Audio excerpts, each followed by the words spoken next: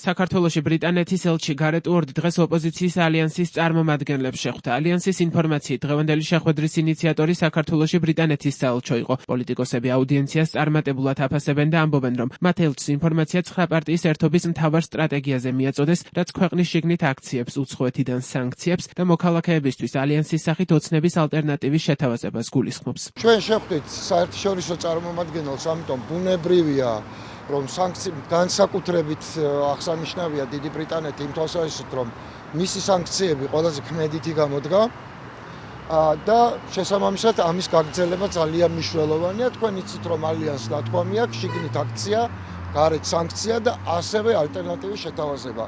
მე ვფიქრობ, რომ ამ მიმართულებითაც დღევანდელი შეხვედრა იყო წარმატებული. დიახ, ჩვენ ვართ ალტერნატივაც მათ შორის. ქონდა საშუალება უშუალოდ მოგვესმინა ერთმანეთისთვის, გაგვეცნო ჩვენი გეგმები მათთვის.